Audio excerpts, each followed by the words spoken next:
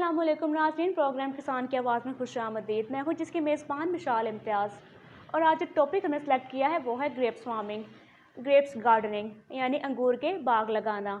ये टॉपिक हमने क्यों सेलेक्ट किया है, इसके पीछे एक वजह है जो कि मैं आपके साथ शेयर लाजमी करूँगी। तो नाज़रीन, पाकिस्तान की जो ज़मीन है वो बहुत ही ज़रख़ेज़ है और अल्लाह के करम से यहाँ पर तमाम फसलें, सब्ज़ियाँ और फल काश्त किए जाते हैं और इनसे पैदावार भी अच्छी खासी ली जाती है। मगर इन तमाम फल और सब्ज़ियों में जो सबसे ज़्यादा मुनाफा देता है वो है अंगूर।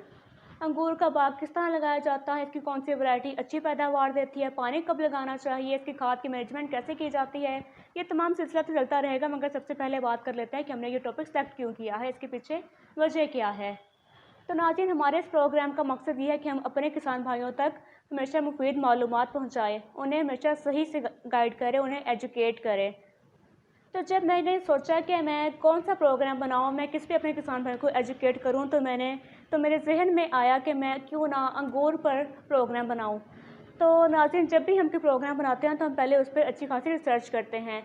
जब मैंने ये सोच लिया कि मैं ग्रेप्स पर यानी अंगूर पर अपना प्रोग्राम बनाऊँगी, तो मैंने पहले उनसे रब्ता किया जो कि ऑलरेडी इस काम में मुलव्वस थे।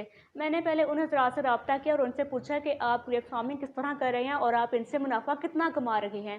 तो जब मैंने उनसे बात की तो उन्होंने मुझे बताया कि वो इससे बहुत अच्छा मुनाफा कमा रहे हैं, बाकी फलों और सब्जियों की निस्बत अंगूर उन्हें ज़्यादा फ़ायदा दे रहा है। जब मैंने उनसे पूछा कि इसकी वजह क्या है, तो उन्होंने बताया कि अंगूर में बर्दाश्त बहुत ज़्यादा होती है।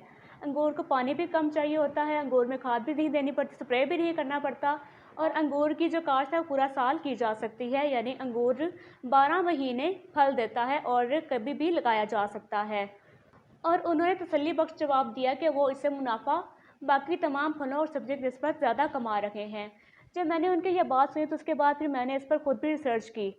जब मैंने रिसर्च की तो मुझे भी मालूम हुआ कि अंगूर में बाकी सिट्रस की निस्बत ज़्यादा फ़ायदा है।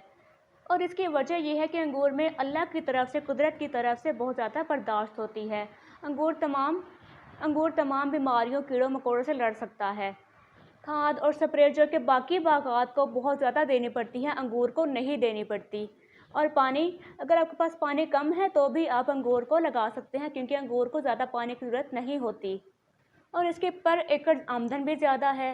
तो इन तमाम हालात को, इन तमाम फ़वाइद को पेश नज़र रखते हुए मैंने ये फ़ैसला कर लिया कि मैं अपने किसान भाइयों को ग्रेप्स फार्मिंग पर एजुकेट करूँगी और इस पर तफसीलन प्रोग्राम बनाऊँगी।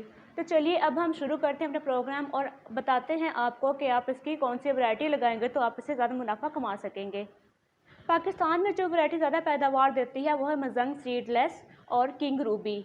ये वो दो इकसाम हैं जो कि ज़्यादा पैदावार देती है और इनसे मुनाफा भी ज़्यादा कमाया जा रहा है पाकिस्तान में। अब यही दो इकसाम ज़्यादा काश्त की जाती हैं और इन दोनों के अलावा अल्लाह के करम से पाकिस्तान में बहुत सी वैरायटीज़ और भी मौजूद हैं जो कि ज़्यादा मुनाफा देती हैं, जैसे कि NARC, परलेट, सुल्तानिया, शुगरा वन।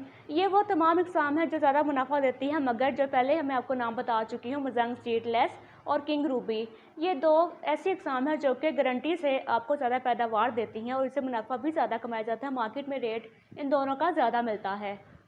लेकिन हमने किसान के फ़ायदे के साथ साथ अपने सफ़ेद पोश तबके को भी नहीं भूलना। हमारी कोशिश ये है कि हम फार्मिंग में इतने तरीके आपको बताएं ताकि आप कम लागत में फार्मिंग कर सकें और मार्केट में फिर उस फ्रूट का, उस सब्ज़ी का रेट कम हो ताकि हमारा सफ़ेद पोश तबका भी इसे ख़रीद सके। आसान लफ्ज़ों में यूँ कह लें कि किसान की जो नीड है, जो उसका लागत, किसान की जो नीड है, जो उसकी लागत आ रही है वो भी उसको मिल जाए मुनाफे के साथ और हमारा जो सफ़ेद पोश तबका है वो भी इन तमाम चीज़ों को अच्छे से बाई कर सके, यानी उसकी ख़रीदो फ़रोख्त कर सके। अंगूर की वैरायटी के बाद अब बात करते हैं क्लाइमेट की, यानी आबो हवा की। क्या अंगूर सख्त गर्मी बर्दाश्त कर सकता है या क्या अंगूर सख्त सर्दी बर्दाश्त कर सकता है? तो जी हाँ नाज़रीन, जो मैंने आपको किसान पहले बता दी हैं वो सख्त सर्दी और सख्त गर्मी अच्छी तरह बर्दाश्त कर सकती हैं और ये वैरायटीज़ तमाम ज़मीनों में अच्छी पैदावार देती हैं और इनकी बर्दाश्त भी तमाम ज़मीनों में अच्छी रहती है। मगर याद रहे कि हमारे वो नाज़रीन जो कि पोटोहार से हमारे इस वीडियो को देख रहे हैं वो जहन नशीं कर लें कि सुंदर खानी की वैरायटी पोटोहार की ज़मीन पर फ़ायदा नहीं देती, वहाँ पर सर्वाइव नहीं करती। मगर ये वैरायटी कोयटा, चमन और ईरान के लिए ज़्यादा मौसर है। तो अब बात करते हैं ग्रेप फार्मिंग के मौजू मौसम की। यानी आप किस मौसम में अंगूर लगा सकते हैं। तो जैसे कि पहले बता चुकी हूँ कि अंगूर 12 महीने लगाया जा सकता है, मगर फिर भी फरवरी, मार्च और अप्रैल ये 3 महीने हैं जो कि अंगूर की अच्छी पैदावार के तसव्वुर किए जाते हैं। मगर जैसे कि पहले बता चुकी हूँ कि अंगूर में अल्लाह पाक ने बहुत बर्दाश्त रखी है, तो अगर आप इसको जून, जुलाई और अगस्त में भी लगाएंगे तो भी आपको ये फ़ायदा देगा, तो भी इसकी काश्त अच्छे से ही होगी। जब मौसम गर्म चल रहा हो यानी जून, जुलाई, अगस्त का महीना हो, तो आप पौधों को थैलियों में लगा लें और जैसे ही मौसम बदलना शुरू हो जाए तो आप इसको फ़ौरन से ज़मीन में मुंतकिल कर दें। यानी आप इसको 12 महीने ही लगा सकते हैं। गर्मियों में आपने इसको लगा लिया थैलियों में और सर्दियों में आप इसको लगा लें ज़मीन में। यहाँ वाज़ेह रहे कि जिस तरह बाकी तमाम सब्ज़ियों और फलों को काश्त करने के लिए मौसम का इंतज़ार करना पड़ता है, अंगूर के लिए मौसम का इंतज़ार नहीं करना पड़ता। इसको आप 12 महीने ही लगा सकते हैं। और अब अगर बात की जाए खाद मैनेजमेंट की, तो मैं आपको बता चुकी हूँ कि इसमें कोई भी खाद लगाने की ज़रूरत नहीं पड़ती। अब अगर बात की जाए कीड़े मकोड़ों से हिफाजत की या खाद मैनेजमेंट की, तो पहले भी बता चुकी हूँ कि अंगूर में बर्दाश्त बहुत ज़्यादा होती है, तो हमें ज़रूरत ही नहीं पड़ती कि हम इसमें कोई भी महंगी खाद या कोई स्प्रे इस्तेमाल करें या कोई केमिकल लगाएं। मगर फिर भी एहतियाती तदाबीर के तौर पर इब्तिदा में हम इस पर 1 या 2 स्प्रे कर दें तो हम इसको हमेशा के लिए महफूज कर सकते हैं। तो अब बात करते हैं कि आपकी इस पर लागत कितनी आएगी। तो इनिशियल लेवल पर जब आप पहली दफ़ा इसको काश्त करेंगे, आपकी 2 से ढाई लाख लागत फ़ी एकड़ आएगी। और अगर हम बात करें आउटपुट की यानी इसकी प्रोडक्शन कब आएगी, तो तीसरे साल अंगूर की प्रोडक्शन आना शुरू हो जाती है, यानी तीसरे साल आप इससे फल लेना शुरू कर देंगे। लेकिन आप अंगूर को डोर पर्पज़ यूज़ कर सकते हैं, यानी जब तक आपके अंगूर का फल नहीं आता आप इसके पौधे भी बेच सकते हैं।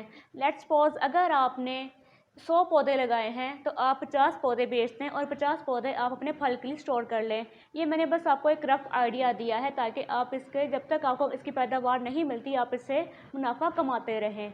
अगर आप अंगूर के पौधे बेचना चाहें तो इसका तरीक़ाकार ये है कि आप अंगूर की कलमें तोड़ लें, जो अच्छी कलमें दिखती हैं आप उन्हें तोड़ लें, तो आप उन्हें अद्वियात वगैरह लगाकर 1 महीने तक रेत में दबा दें। उसके बाद आप उससे थैली में शिफ्ट कर लें और फिर आप उसको ज़मीन में मुंतकिल कर दें और आप इस तरह अंगूर के पौधे बेच सकते हैं। और ज़मीन में लगाने के बाद जो पौधे तैयार हो जाते हैं आप उन्हें बेच सकते हैं और इसका फ़ायदा ये होगा कि जब तक आपके अंगूर की पैदावार नहीं मिलती आप इसके पौधे बेचकर भी मुनाफा कमा सकते हैं।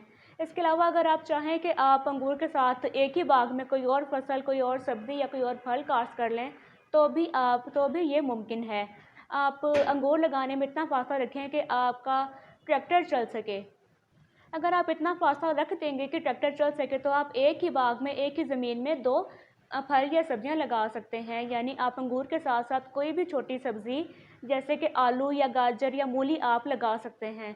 इस तरह आप एक ही ज़मीन से 2 किस्म के फल लगाएंगे और उनसे दोनों से अलग अलग मुनाफा कमाएंगे। मगर मेरा दावा है कि अंगूर से आपको इतना मुनाफा मिलेगा कि आप अंगूर के अलावा कोई और फल या सब्ज़ी काश्त ही नहीं करेंगे।